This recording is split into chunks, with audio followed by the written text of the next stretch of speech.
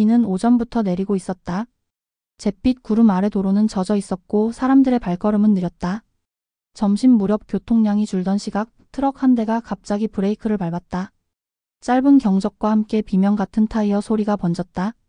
도로 위엔 한 노인이 쓰러져 있었다. 검은 코트를 입은 채 한 손엔 낡은 지팡이를 쥐고 있었다.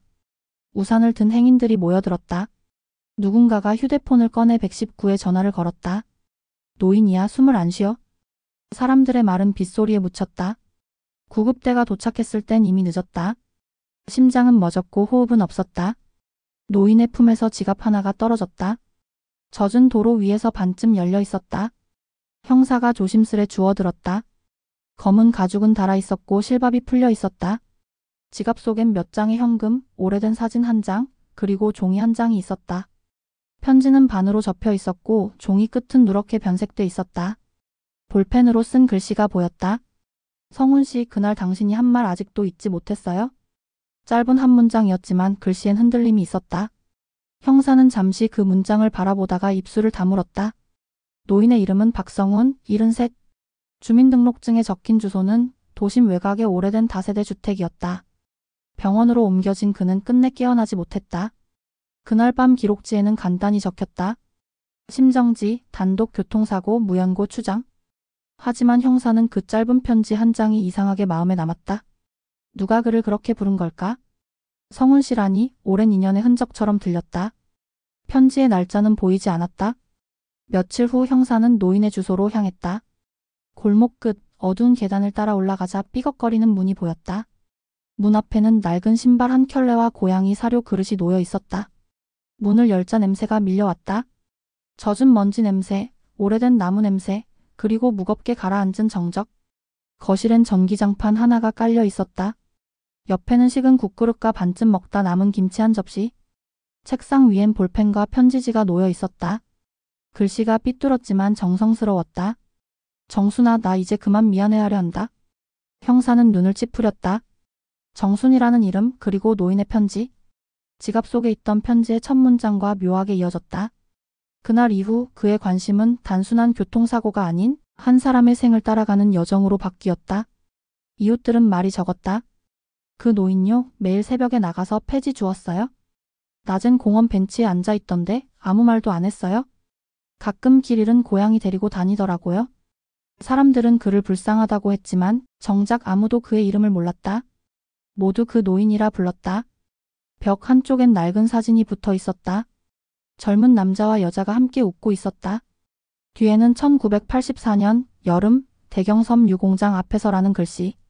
사진 아래엔 오래된 봉투 하나가 붙어 있었다. 반송 수치인 불명. 붉은 도장이 찍혀 있었다. 형사는 봉투를 열었다. 안엔 누렇게 바랜 편지가 있었다. 글씨는 지갑 속 편지와 같은 필체였다. 성훈 씨, 그날 당신이 한 말 아직도 잊지 못했어요? 그날의 불길, 그날의 울음, 그리고 당신의 눈빛이 아직도 남아있어요? 형사의 손끝이 떨렸다. 그 순간 그는 느꼈다. 이건 단순한 교통사고가 아니라 40년을 건너온 이야기의 끝이었다. 형사는 노인의 방을 다시 둘러봤다. 손때 묻은 컵과 반쯤 비어있는 감기약. 벽장 안에는 낡은 작업복과 공장 명찰 하나가 걸려 있었다. 대경섬유, 생산 2반 박성훈. 그는 한참을 서 있었다.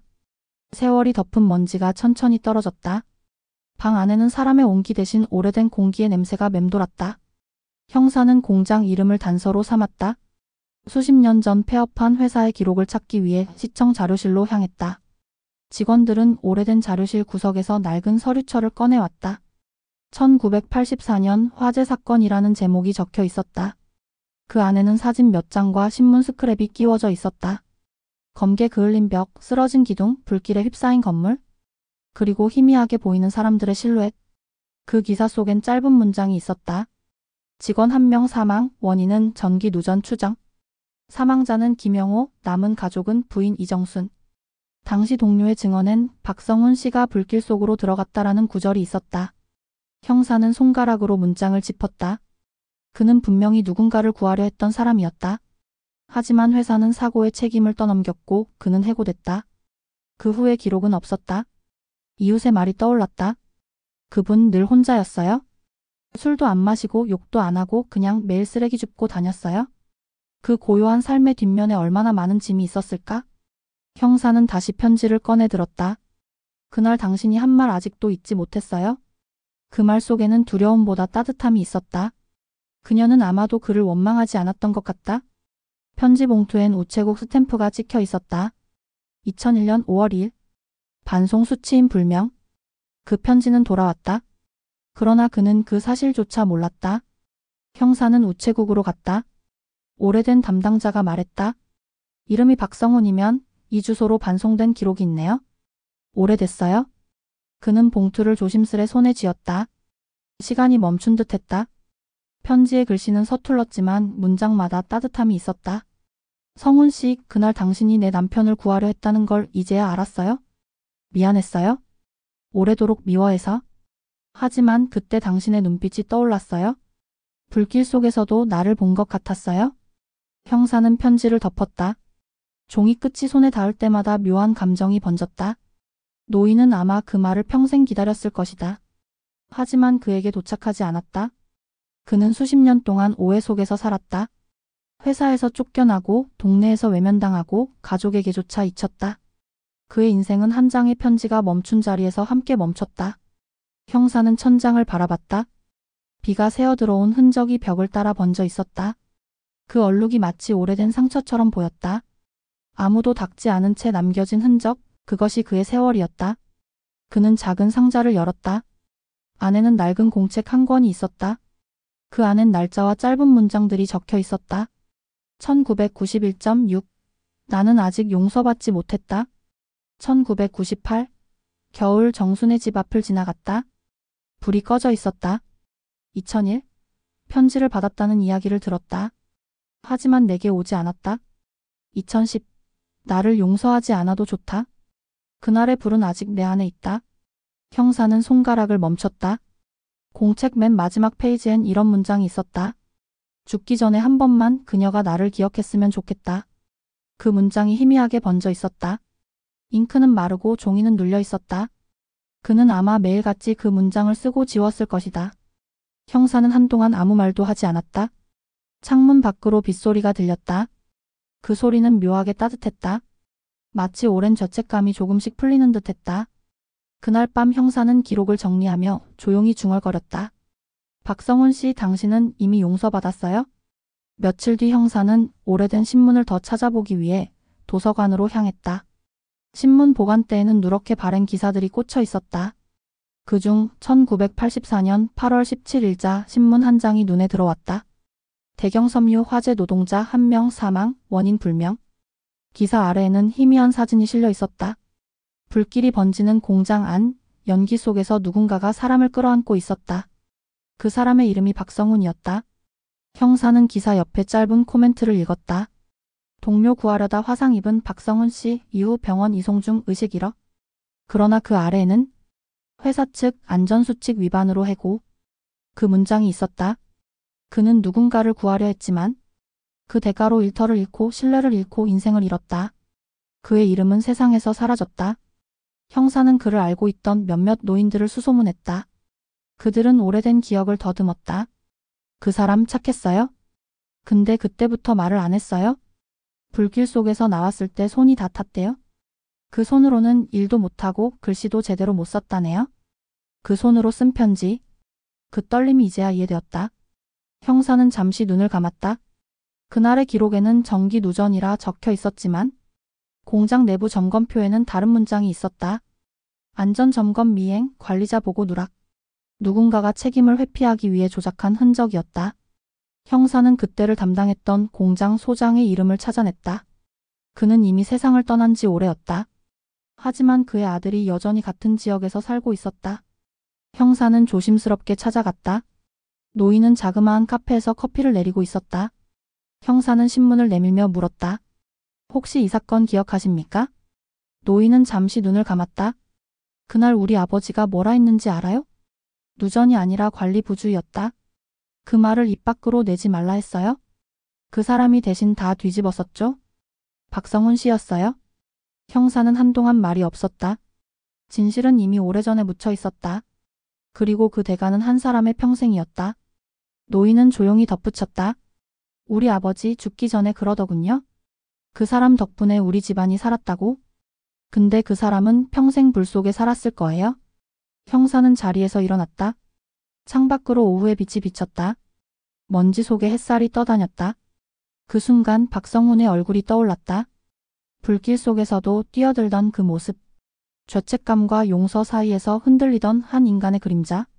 그는 도로로 향했다. 사고가 났던 그곳. 비에 젖은 아스팔트엔 아직 희미한 얼룩이 남아 있었다. 그 위에 작은 꽃다발이 놓여 있었다. 누가 두고 간 걸까? 형사는 살짝 내려앉은 꽃잎을 들어 올렸다. 그 안에는 편지 한 장이 함께 들어 있었다. 성훈 씨, 나 이제 그만 괜찮다고 말하려 했어요? 그날의 불길은 이제 내 안에서 꺼졌어요? 당신도 이제 그만 괜찮아지길. 그 필체는 노인의 편지와 같았다. 정순이었다. 그녀는 이미 오래전 세상을 떠난 사람으로 등록돼 있었다. 그러나 편지는 최근의 잉크였다. 형사는 조용히 하늘을 올려다봤다. 바람이 지나갔다. 그 바람 속에서 무언가 사라지는 듯했다. 누군가의 회한이, 누군가의 죄가 오래된 편지 한 장에 실려 흩어지고 있었다. 그날 이후 형사는 모든 서류를 정리했다. 공식 보고서엔 짧게 적었다. 사건 종결. 진실은 존재했으나 증인은 사라졌다. 그는 책상 위에 노인의 사진을 올려두었다. 사진 속 웃음은 희미했지만 평화로웠다. 그 미소가 오래된 빛처럼 마음에 번졌다. 며칠 후 형사는 노인의 장례식장에 있었다. 작은 화분 2개, 국화 몇 송이, 그리고 사진 한 장. 조문객은 3명뿐이었다. 형사, 구청 사회복지사, 그리고 이웃 노부부 한 쌍. 사진 속 박성훈은 젊은 시절의 모습이었다. 선한 눈매, 조금은 수줍은 미소. 누구도 그가 어떤 인생을 살았는지 몰랐다. 하지만 형사는 그 얼굴을 오래 바라보았다. 장례가 끝난 뒤 그는 납골당으로 향했다. 비가 내리고 있었다. 회색 하늘 아래 작은 유골함 앞에 그는 봉투 하나를 조심스레 올려두었다. 그 안에는 지갑과 편지 한 장이 들어 있었다. 봉투 위에 적힌 글. 이제는 미안해하지 말아요. 그날의 불길은 꺼졌어요. 형사는 한참 동안 서 있었다. 비가 떨어지는 소리가 벽을 타고 흘렀다. 시간이 멈춘 듯 고요했다. 누군가의 오랜 죄책감이, 누군가의 오래된 용서가 그 자리에 머물러 있었다. 그날 밤 형사는 귀가길에 같은 도로를 지났다. 빗줄기가 와이퍼를 따라 흘러내렸다. 신호등 불빛이 도로 위에 번지고 그는 잠시 차를 세웠다. 그 자리에 꽃다발이 아직 남아 있었다. 빗물에 젖은 편지는 흐릿했지만 문장은 남아 있었다. 그날 당신이 한 일 이제 모두 알았습니다. 형사는 문장을 읽고 고개를 숙였다. 오래전 불길 속에서 뛰어들던 그 남자의 손이 떠올랐다. 그 손으로는 편지를 쓸 수도 누군가를 만질 수도 없었을 것이다. 하지만 그는 끝까지 지갑을 놓지 않았다. 그 안엔 편지 한 장과 젊은 시절의 사진 한 장이 있었다. 그 사진 속 2사람은 웃고 있었다. 누군가의 남편이자 누군가의 친구였던 그 남자. 그를 미워하던 여자는 결국 그를 이해하게 되었고 그는 그 사실을 모른 채 세상을 떠났다. 용서는 이렇게 늦게 도착했다. 그러나 늦게 도착한 편지도 결국은 도착한 편지였다. 형사는 창문을 열었다. 바람이 불었다. 빗물이 흩날리며 얼굴에 닿았다. 차가운 공기 속에서 묘하게 따뜻한 냄새가 났다. 그건 마치 오래된 종이 냄새 같았다. 누군가가 마음속에 품은 말이 시간을 건너와 닿은 듯한 순간이었다. 그는 시동을 끄고 잠시 눈을 감았다. 생각했다. 누군가의 진심은 사라지지 않는다고. 전해지지 못한 말들도 언젠가 바람을 타고 닿는다고. 세상은 그렇게 돌아가고 있었다. 누군가는 용서하고 누군가는 용서받지 못한 채 그래도 살아가고 있었다. 형사는 천천히 차를 몰았다. 도로 옆 가로등이 하나씩 켜졌다. 불빛이 빗방울에 부딪혀 부서졌다. 그 빛들이 마치 무수한 편지처럼 흩어졌다. 그는 생각했다. 인간의 생은 어쩌면 끝내 도착하지 못한 편지 한 장 같은 것일지도 모른다고. 그럼에도 불구하고 누군가는 그 편지를 찾아 나서야 한다고. 멀리서 번개가 잠깐 빛났다. 그 빛에 도로가 반짝였다. 그 순간 형사는 조용히 중얼거렸다. 박성훈 씨 이제 괜찮습니다. 정말로? 바람이 지나가며 꽃잎이 흩날렸다. 하늘은 여전히 흐렸지만 그 안엔 묘한 빛이 섞여 있었다. 그 빛이 도로 위로 번지고 그의 눈가에 작은 미소가 번졌다. 그는 라디오를 켰다. 낡은 노래가 흘러나왔다. 가사 속 한 구절이 유난히 또렷했다. 누군가의 마음은 결국 누군가에게 닿는다. 형사는 차창 밖을 바라봤다. 빗방울 사이로 희미하게 무지개가 걸려 있었다. 그 빛이 도로 위로 스며들었다.